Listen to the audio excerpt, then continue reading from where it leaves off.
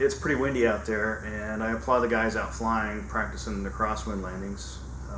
I just got a call from the Puget Sound Energy letting me know that while I'm currently in my hangar with all power, my house just went out.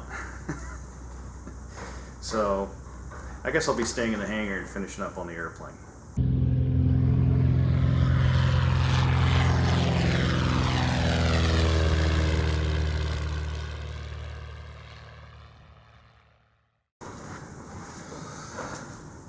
Well, how's it going? Today is really a hangar day because it's pretty gusty, windy, and cold outside.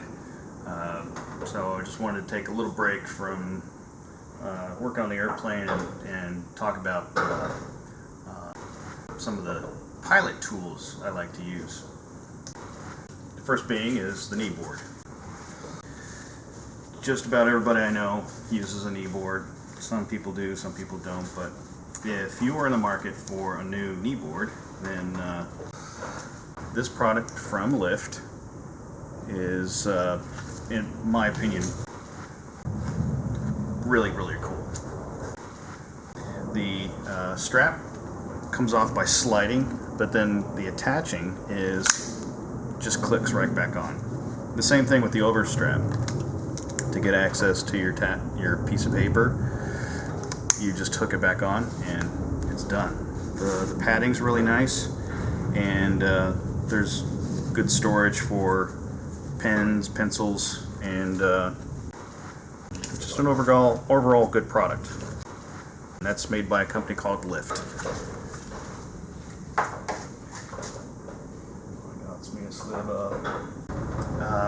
The next thing are these really comfortable shoes. These are made by Columbia, and I specifically chose these shoes because of the rounded heels, so they don't catch on the carpet or any of the scuff plates.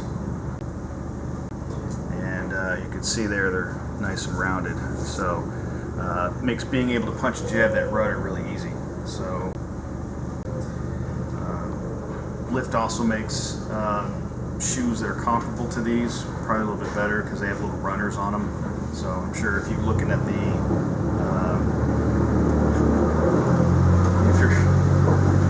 the knee board from Lift, you're probably going to be looking at those shoes too. So anyway, so we can't talk about gear unless we include headsets.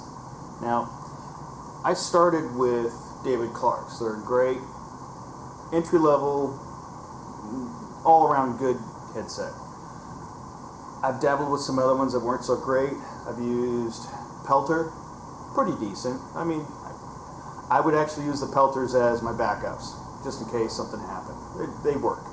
So, what I currently use are the Lightspeed wireless headsets.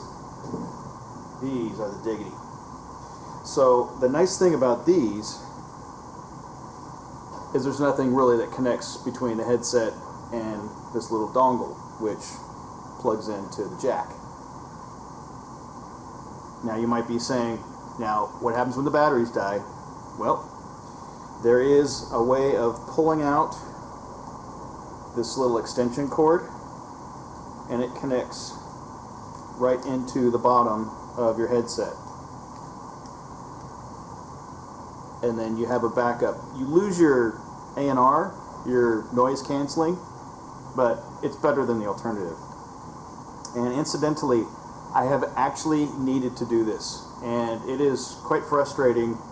Well, not frustrating. It was rather exciting coming into the airport, making the first report, and then having to do the readback when I hear the headset go. So I had to scramble to pull out the cord, hook it up, and then get my read back to the airport the control tower that I was in touch with. So they weren't too upset with me, and it worked out in the end. But you do want to at least maybe practice and have that procedure down when you might need it. Just like anything else, it's all about training, right? So if I had any criticisms about these Lightspeeds, I would have to say it's with the headset itself. The plug to recharge on the dongle is pretty accessible. It's right here on the side.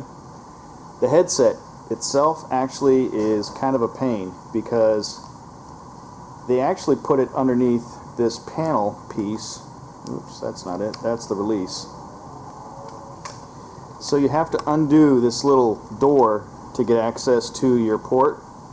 So what I did was I just installed my own little access hole, because sometimes this thing is a pill to get back on. It's making sure that your headset is always charged is really important. Anyway, on to the next one. The other thing I want to talk about is my electronic flight bag.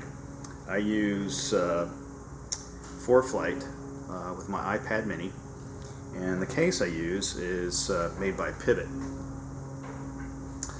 And this goes, what I like about the Pivot system is the latch here is spring-loaded, and it goes into this little receiver on the panel.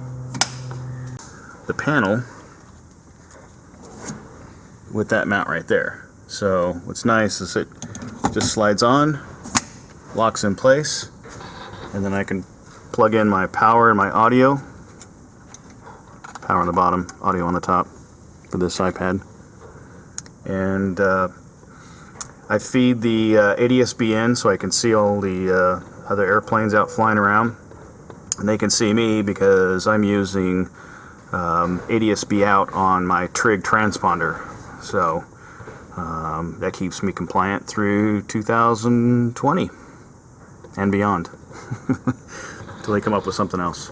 So anyway, just a little run through of some of the gear that I use, and I've been really happy with. So again, I'm not a sponsor of any of these products. I just happen to like them, and so if I give them recommendations to you.